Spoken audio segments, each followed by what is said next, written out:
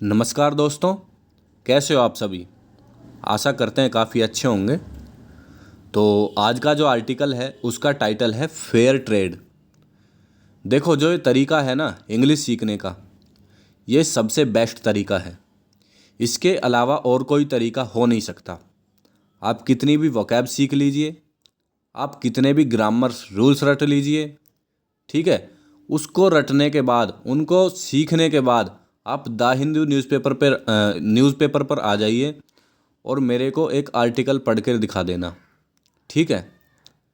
या फिर आप किसी ऐसे व्यक्ति को जानते हो जो मतलब कह सकते हैं कि काफ़ी जो है उसके वोकैब्स याद हैं, ग्रामर्स उसको काफ़ी अच्छे से आता है। उसको आप बोल देना भी द हिंदू का जो एक एडिटोरियल पेज है इसको पढ़ के दिखा दो, इसका मतलब बता दो मेरे को। नहीं बता पाएगा भाई, क्योंकि इसमें जो वोकैब्स यूज़ होती हैं, जो ग्रामर रूल्स, एक तरह से सीखना बुक से पढ़ना एक अलग चीज़ है और एक एप्लीकेशन देखना उनकी एक अलग चीज़ है। समझ रहे हो। जब आप यहाँ से सीखते हो ना, तो आप एप्लीकेशन फॉर्म सीखते हो, ठीक है। प्रैक्टिकली सीखते हो आप चीज़ों को। तो लगातार बने रहो, यहाँ से सीखोगे। एक बेहद आसान तरीका और इफ़ेक्टिव तरीका है, ठीक है। आपको कम समय में इंग्लिश आ जाएगी, आपके बहुत सारे वोकैब्स जो है तैयार हो जाएंगे और किसी भी एग्ज़ाम के लिए, ठीक है। तो स्टार्ट करते हैं। Fair trade. फेयर ट्रेड का मतलब होता है, फेयर का मतलब होता है साफ और ट्रेड का मतलब होता है व्यापार। तो साफ व्यापार या निष्पक्ष व्यापार कह सकते हैं, ठीक है। फिर कह रहा है कि इंडिया मस्ट डेवलप। इंडिया को जो है डेवलप करना चाहिए।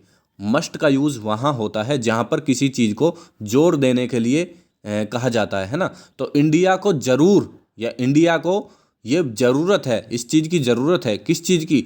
डेवलप करने की। क्या डेवलप करने की? ए ट्रांसपेरेंट। ट्रांसपेरेंट का मतलब होता है आप कह सकते हो कि पारदर्शी, है ना। ट्रांसपेरेंट को कह सकते हो आप पारदर्शी। तो इंडिया को ज़रूरत है किस चीज़ की? डेवलप करने की। क्या चीज़ डेवलप करनी है? ए ट्रांसपेरेंट कार्बन ट्रेड पॉलिसी। एक ट्रांसपेरेंट कार्बन ट्रेड पॉलिसी को, ठीक है। आगे आ जाओ। अहीड ऑफ। अहीड ऑफ का मतलब होता है किसी चीज़ से पहले, है ना। तो अहीड ऑफ किससे पहले? द 29th एडिशन, जो 29वां एडिशन है किसका? Of the conference of parties. जो कॉन्फ्रेंस ऑफ पार्टीज़ हैं उनके 29वें एडिशन से पहले इन बाकू, और ये जो है कोप का 29वां एडिशन कहाँ पर होगा? बाकू में, अज़रबैजान। जो बाकू है ये अज़रबैजान की राजधानी है भाई, ठीक है। नेक्स्ट मंथ और अगले महीने होने जा रही है एडिशन, ठीक है। तो इससे पहले, है ना, अहीड ऑफ, इससे पहले देयर इज़ रिन्यूड एनर्जी। एक रिन्यूड एनर्जी है। रिन्यूड का मतलब होता है नवीकृत, एक नई ऊर्जा है। किसमें? In government circles. जो गवर्नमेंट, जो अधिकारी हैं, है ना, जो सरकारी प्रशासन है उसमें। किसको लेकर? टू एक्सेलरेट, बढ़ाने को। एक्सेलरेट का मतलब होता है बढ़ाना। क्या बढ़ाना है? Indian industries transition. जो भारतीय उद्योगों का, अब देखना, इंडस्ट्री के साथ यहाँ पर एपस्ट्रॉफी लगाकर एस लगा हुआ है। इस जो ऊपर कोमा लगता है इसको बोलते हैं एपस्ट्रॉफी। तो इंडस्ट्रीज ट्रांजिशन, तो इंडस्ट्री का, इसको बोलते हैं का। जो एस लग गया ना, इसका मतलब होता है इंडस्ट्री का। ट्रांजिशन, ट्रांजिशन का मतलब आप चेंज कह सकते हो, बदलाव कह सकते हो, ठीक है। तो जो इंडिया, जो भारतीय उद्योगों का ट्रांजिशन है, बदलाव है, कहाँ को? To carbon markets, carbon markets में, है ना। ट्रांजिशन के साथ हमेशा टू लगता है, ये चीज़ आप ध्यान रखेंगे। तो किस में बदलना है इंडियन इंडस्ट्रीज़ को? कार्बन मार्केट्स में, ठीक है। फिर कह रहा है वाइल, यद्यपि। जब भी कोई सेंटेंस वाइल से स्टार्ट होता है तो इसका मतलब होता है यद्यपि। तो वाइल द ब्रॉडर थीम, जो ब्रॉडर का मतलब व्यापक, जो ब्रॉडर थीम है, जो व्यापक थीम है किसकी? ऑफ दिस एडिशन, इस एडिशन की। ऑफ द कोप, और एडिशन किसका है? कोप का। कोप मतलब conference of parties. Is increasing, यह बढ़ा रहा है। इज इंक्रीजिंग, यह बढ़ा रहा है। क्या बढ़ा रहा है? एम्बिशन। एम्बिशन का मतलब होता है महत्वाकांक्षा, है ना। तो यह जो है कोप की जो एडिशन है, इसकी जो थीम है, यह क्या बढ़ा रही है? एम्बिशन बढ़ा रही है, महत्वाकांक्षा बढ़ा रही है। किसको लेकर? On climate finance, climate finance को लेकर। क्लाइमेट फाइनेंस उसको कहते हैं जब क्लाइमेट जो जलवायु के नुकसान है, जलवायु परिवर्तन है, उससे निपटने के लिए जो धन इकट्ठा होता है ना, जो वित्त की ज़रूरत होती है, तो उसको बोलते हैं क्लाइमेट फाइनेंस। ठीक है, तो क्या कह रहा है, वाइल द ब्रॉडर थीम, यद्यपि जो इसकी व्यापक थीम है ऑफ दिस एडिशन, इस एडिशन की, ऑफ द कोप की, इज़ इंक्रीजिंग, तो इस थीम की जो वर्ब है वो है इज़। ठीक है, तो जो ये थीम है इज़ इंक्रीजिंग, यह बढ़ा रही है, क्या बढ़ा रही है, एम्बिशन, महत्वाकांक्षा को।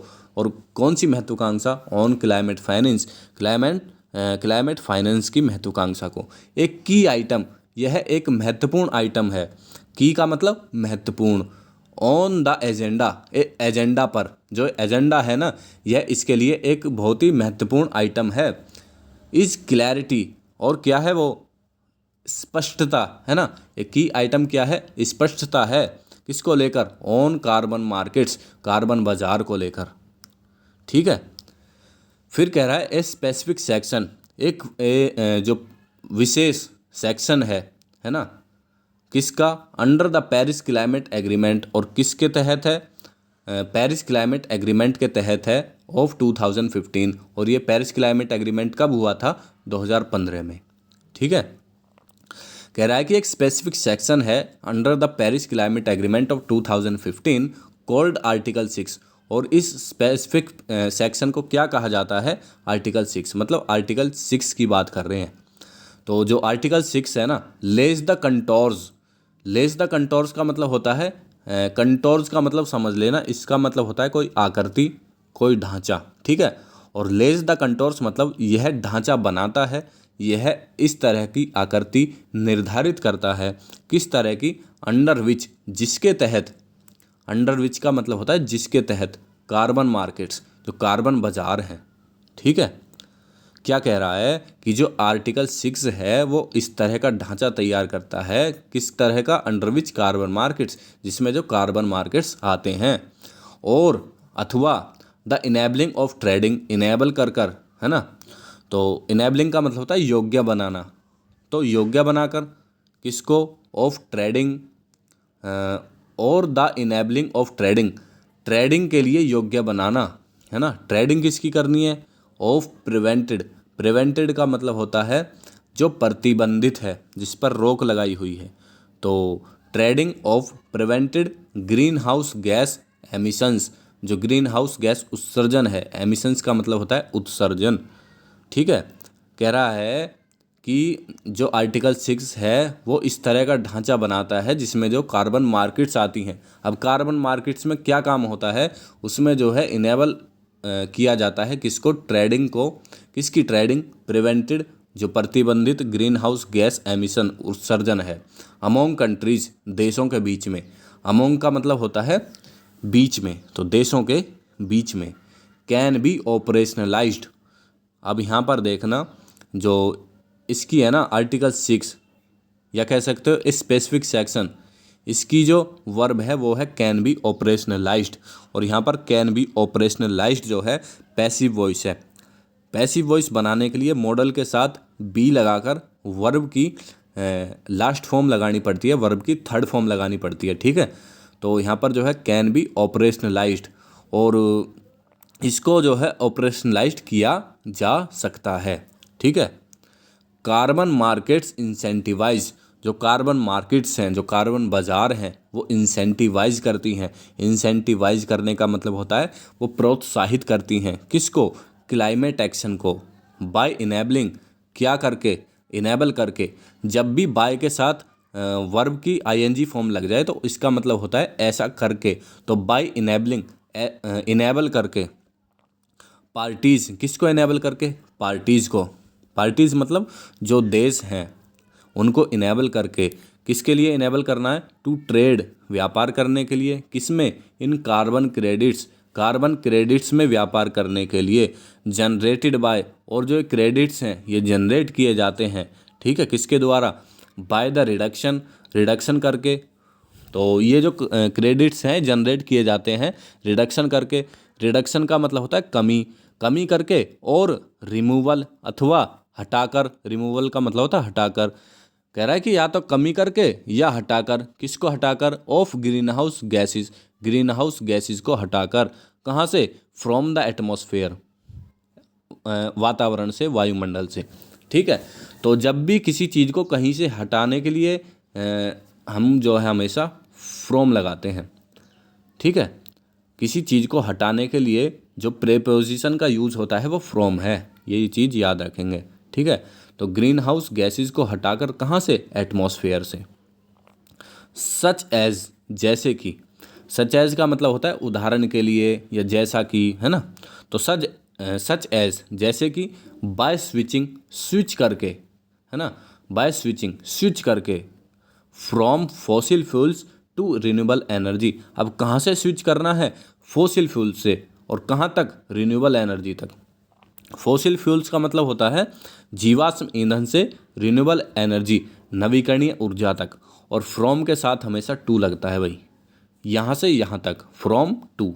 ठीक है, ओ कहाँ से स्विच करके, कहाँ से स्विच करके, फॉसिल फ्यूल से कहाँ तक, रिन्यूएबल एनर्जी तक, और अथवा इन्हेंसिंग, बढ़ाकर, इन्हेंस का मतलब होता है बढ़ाना, इन्हेंसिंग बढ़ाकर, और कंजर्विंग या फिर कंजर्व करके, कंजर्विंग का मतलब होता है संरक्षण करना, है ना, या फिर संरक्षण करके, किस चीज़ का, कार्बन स्टॉक्स का, इन इकोसिस्टम, पर्यावरण में, such as forest, such as forest, उदाहरण के लिए जो वन है। क्या कह रहा है, दोबारा समझेंगे। कह रहा है कि कार्बन मार्केट्स जो है इंसेंटिवाइज करते हैं, प्रोत्साहित करते हैं क्लाइमेट एक्शन को। क्लाइमेट एक्शन मतलब जलवायु परिवर्तन से निपटने के लिए जो एक्शन लिए जाते हैं, तो उनको प्रोत्साहित करती है carbon market, by enabling, enable करके, किसको, पार्टीज़ को, किसके लिए, ट्रेड करने के लिए, इन कार्बन क्रेडिट्स, कार्बन क्रेडिट्स में। कार्बन क्रेडिट समझा देता हूँ भाई एक बार क्या होता है। मान लीजिए कोई कंट्री है या कोई एक कंपनी है, वो क्या करती है, वो जो प्रोडक्शन करती है उसमें जो है कार्बन का कम से कम एमिशन होता है, कम से कम उत्सर्जन होता है।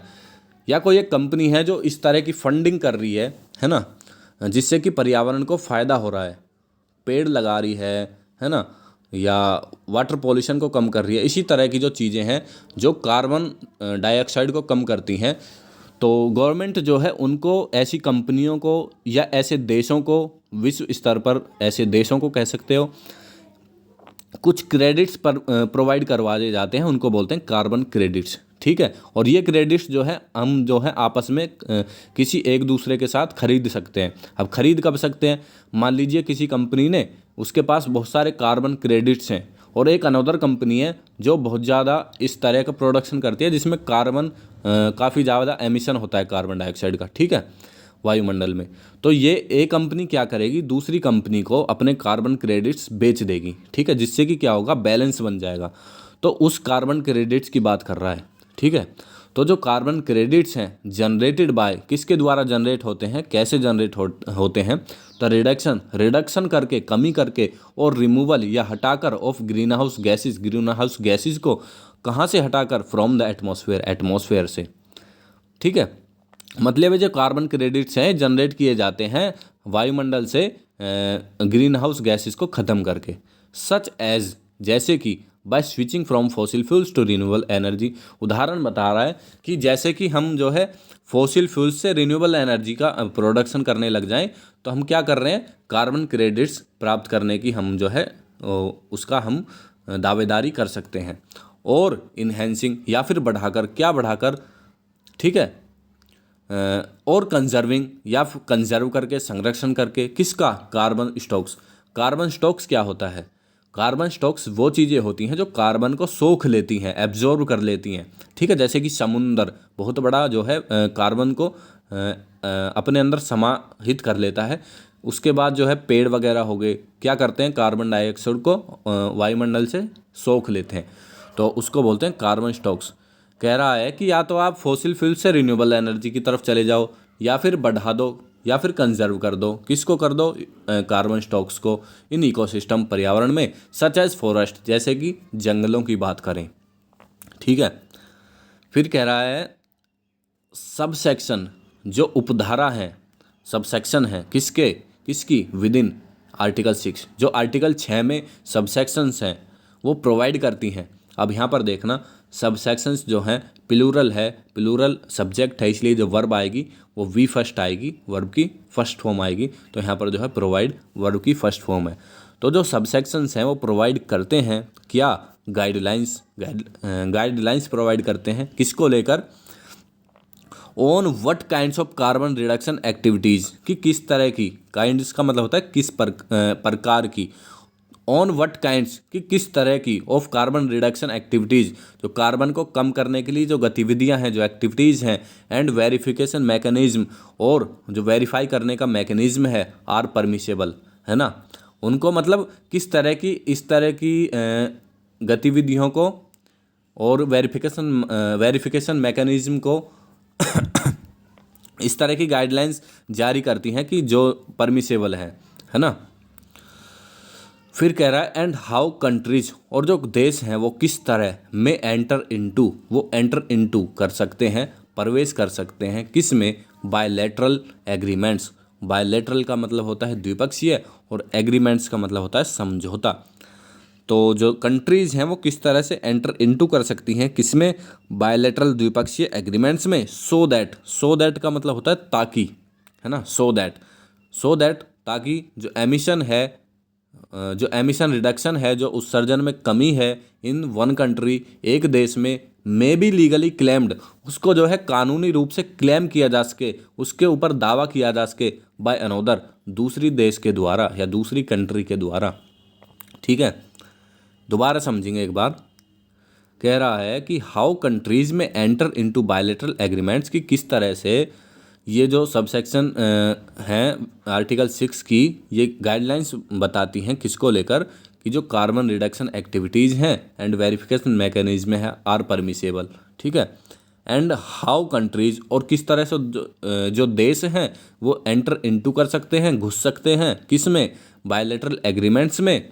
सो दैट ताकि जो एमिशन है, जो उत्सर्जन है, रिडक्शंस, उसकी कमी, इन वन कंट्री, किसी एक देश में, मे बी लीगली का मतलब होता है कानूनी रूप से, मे बी लीगली उनको जो है कानूनी रूप से क्लेम किया जा सके, है ना, मतलब उनका दावा किया जा सके, बाय अनोदर, दूसरी कंट्री के द्वारा। ठीक है, तो यहीं पर समाप्त करते हैं इस आर्टिकल को, पूरा नहीं करते, काफ़ी लंबा हो जाएगा, ज़्यादा हो जाएगा। अगर जो आप कहोगे तो पूरा भी कर दिया करेंगे, आप जैसे डिमांड करेंगे उस तरह से कर लेंगे चीज़ों को। लेकिन क्या है, आपकी जो टाइम बचाना है वो सबसे ज़्यादा इम्पोर्टेंट है। आपके लिए बहुत सारी वर्ड्स जो वोकैब्स हैं वो PDF में प्रोवाइड करवा दी जाएंगी, और जो ग्रामर रूल्स हैं उनके क्वेश्चन आंसर के फॉर्मेट में वे भी PDF में प्रोवाइड करवा दी जाएंगी। तो बने रहना, लगातार सीखते रहना, बताना कमेंट करके कि किस तरह की जो लगी है वीडियो, आपको कुछ समझ में आई या चीज़ें नहीं आई। ठीक है, तो मिलते हैं नेक्स्ट वीडियो में, जब तक के लिए। और हाँ, जो PDF भेजा जाएगा ना, उसको ना आपको देखना है, उसको जो क्वेश्चन आंसर बनाए गए हैं वो इसी आर्टिकल में से बनाए गए हैं, उनको आपने देखना है, उनको जा कर के जो चीज़ें नहीं आती उनको सीखना है, क्योंकि तभी आप इस चीज़ का पूरा बेनिफिट उठा पाओगे। ठीक है, तो मिलते हैं कल नेक्स्ट वीडियो के साथ, नेक्स्ट आर्टिकल के साथ। तब तक के लिए नमस्कार, जय हिंद।